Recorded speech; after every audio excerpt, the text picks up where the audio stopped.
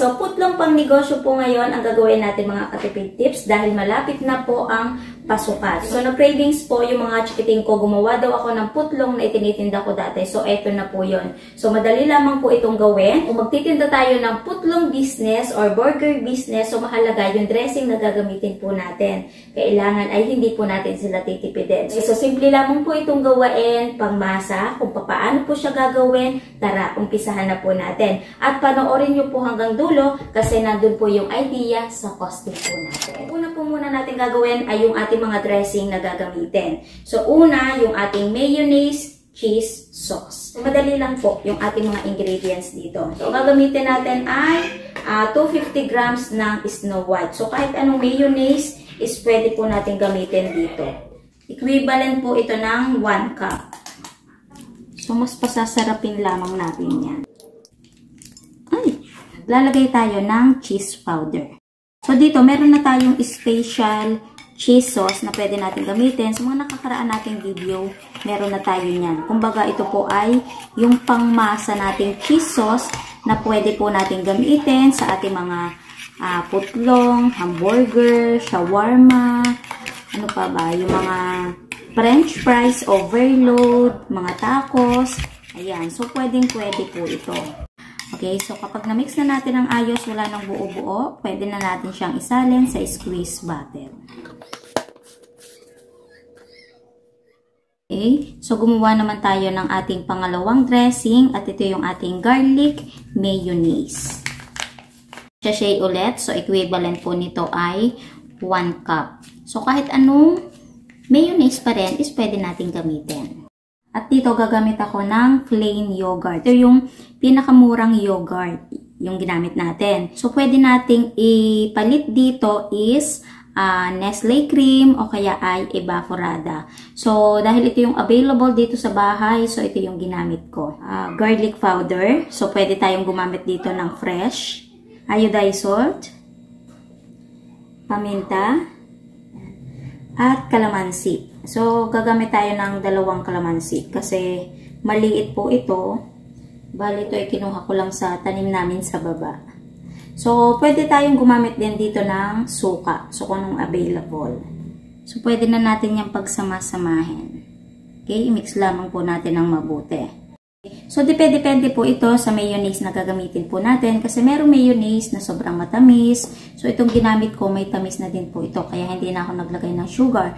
Pero halimbawa naman, kung sa tingin natin ay kulang sa tamis, so, pwede naman tayong mag-add. And then, kung kulang sa salt, so, pwede din tayo magdagdag ng asin. So, pinakamahalaga doon is titikman po natin yung balanse, yung lasa.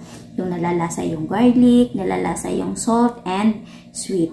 Okay? So, ngayon, kapag na-mix na po natin yan ng ayos, is ready na po natin isalin sa ating squeeze bottle.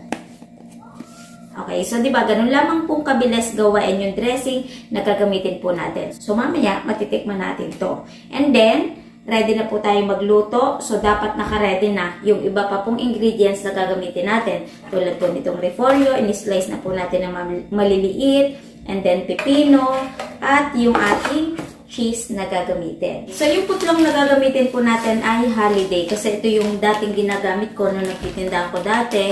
So, masarap naman siya. So, nakadepende na po sa atin kung anong brand yung gagamitin po natin. So, nung painit na po ako dito, itong paglulutuan natin, yan, ito yung lagi kong ginagamit at ito pa din yung ginagamit ko dati nung nagbi-business po ako ng putlong at saka burger. So, meron namang nabibili, di ba, ng mga, yung meron na lutuan ng fries, meron ng lutuan din ng burger. Tapos, itong ginamit po natin ay 14 pieces. Yan, itong lutuan na to, sanay na akong gamitin. Kaya kahit madami yung umu-order dati, is kaya mong pagsabay-sabay. So, pinakaputlong naman natin, minsan, kalimitan, sa bibilhan po natin ng hotdog, is meron na din po nagtitinda ng tinapay. Tulad po dito sa lugar namin. Pero mas type ko lang po talaga na bumili sa bakery.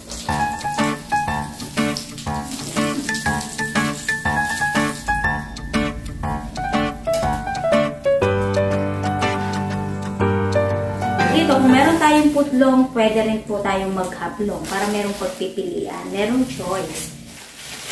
sa tray ng ating putlong. So, depende sa atin kung anong packaging yung gagamitin natin. Ginamit po natin ay pangmasa. Parang grilled.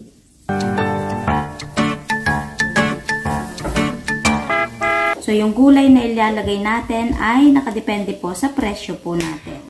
So, itong ginagawa ko ngayon is ito yung itinitinda ko po dati. Best seller din po sa amin to dati. Kasabay po ng mga pansit na short order. Yung isang box na 160 gram ay hinati po natin sa 8. Mas better po na hati-hatiin na natin para hindi po tayo lumabes sa ilalagay po natin cheese. So, yung dressing natin. So, ang ganda niyan tingnan, diba? Makulay. And then, yung ating garlic sauce. Nakalimutan na natin yung ating putlong. So, ayan. Carry pa yan. Ayan pa nga yung gusto ng ibang mas mamimili. Yung medyo crunchy yung kanila pong tinapay.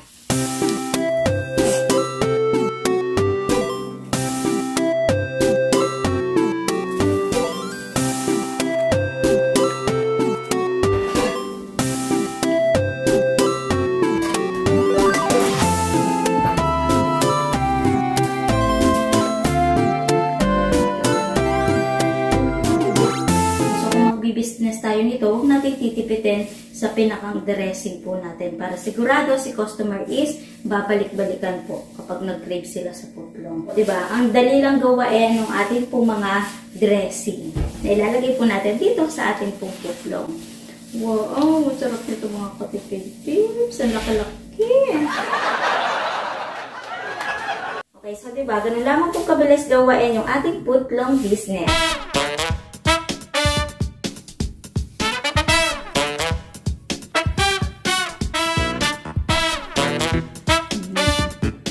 Holiday brand, ang ganda niyang gamitin talaga sa putlong. Ang sarap. So, pag sama-sama na yung ating hotdog, yung ating mga gulay, yung cheese, at yung ating dressing na ginawa, overload. Ang sarap mga katipid tips. Okay, so pwede tayo magtinda ng combo, yung meron ng drinks. Mga nakakaraan nating video, meron na tayong mogo-mogo drink, meron na tayong fruit soda, lemonade, and then meron na din po tayo na Coke float na pwede po nating pagsabay-sabayin. Diba? Hindi lang putlong yung pwede natin pagkuhanan ng extra income kasi pwede pong sabay-sabay po yan.